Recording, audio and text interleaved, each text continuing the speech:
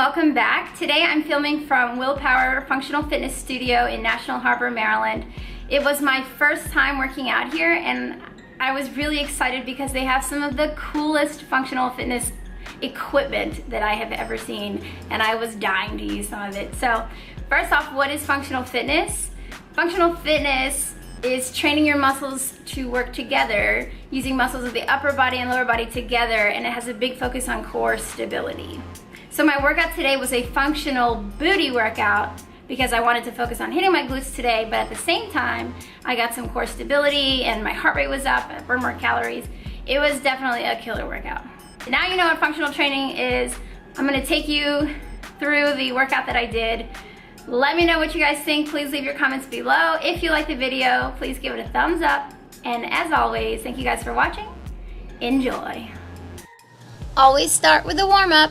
Today I got to use the tread wall instead of my normal treadmill or Stairmaster, which is really great. And then I did my dynamic stretches before this booty workout. Alright, my first superset starts off with tire flips. Using the tire flip 180, which is a genius piece of equipment in my opinion. At my other gym we have a full tire and you have to take it up and down the turf, or if you don't have a turf you need to take it outside. But this is great. This is either 100 or 160 pounds depending on which tire flip it is. But the tire flip is a great exercise because you're recruiting so many different muscles. First off, you're using your quads and your glutes. And in addition to that, we're also working your shoulders, your forearms, your back, your abs. You can see all the muscles working each time I do the tire flip. So first of all, before you can do the tire flip, you have to have good squatting capabilities and you need to have good flexibility. So in the stance, I'm wider than a normal squat because your arms have to fit between your knees in order to grab the tire. If you have those things and you want to try out the tire flip, some gyms will offer smaller tires. So the less weight is the place to start if you haven't done it before, and then you can make your way up to heavier tires. But this always kicks my butt. I'm out of breath, my heart rate is elevated. It takes a lot of effort to do this because you're coordinating all of these different muscle movements. So for this superset, I did 15 tire flips before moving on to the second exercise. You can see that I'm getting tired during this exercise. You're burning a lot of calories. There's a lot of coordination. The big important thing here is if you're starting to feel fatigue and you know that it's breaking your form, that is where you should stop. Moving on to exercise number 2 of this superset, I'm putting on a resistance band.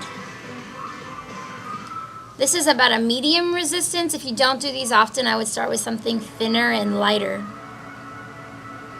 But I'm going to do, oh hey, just making sure the camera's on me. I'm going to do 10 kicks to the side. And the focus here is I want to stand nice and tall, so again, you're using your core for balance. I'm not leaning to one side to counter the resistance band. Right after the 10 to the side, you're doing 10 kickbacks for the booty. And then same thing on the other side. I'm using that rail there to help me stand tall. You're kind of working both legs. The one that's moving against the resistance, but also your anchor leg, as I call it. And the 10 booty kicks. Once you finish that, that's superset 1, and then you would repeat it for a second or even a third time.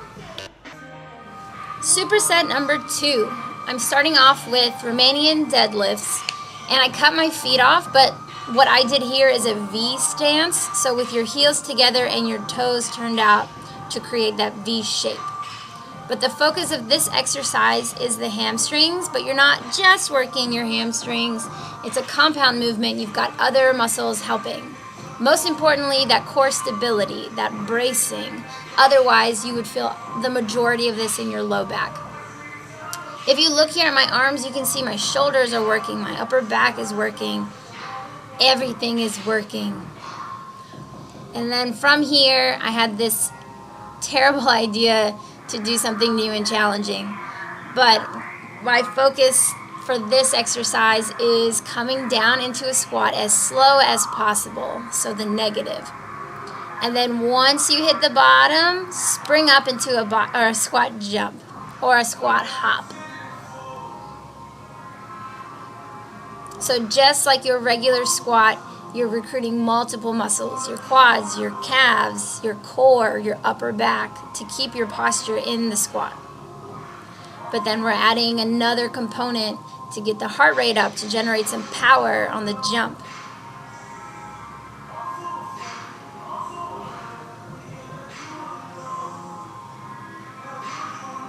I'm going all the way to parallel, and then my little hop. Again, these exercises are designed to really get your heart rate up, to burn more calories because of the muscle coordination, to make you sweat, and to grow the booty.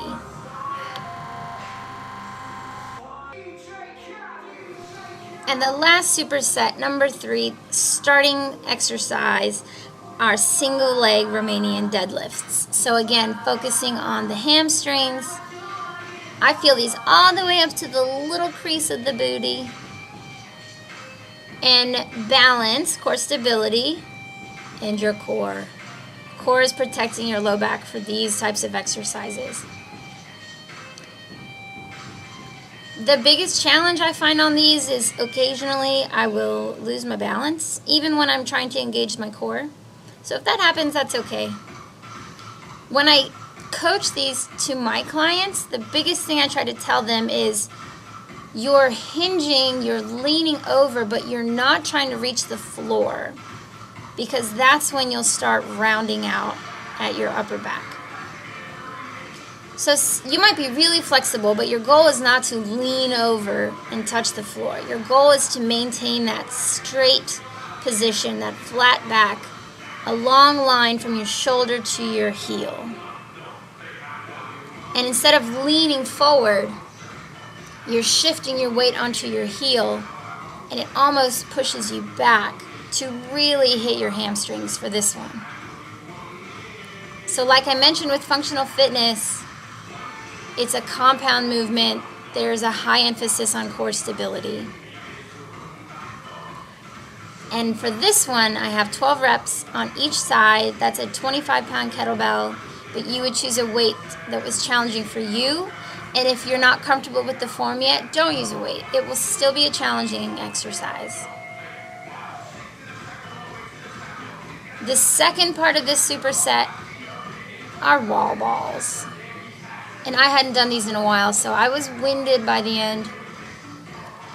So here are my form cues. The ball should always be about head height. As soon as the ball drops, you're going to lean forward to compensate for the weight. As soon as the ball touches your hands, that is your cue to drop right into your squat.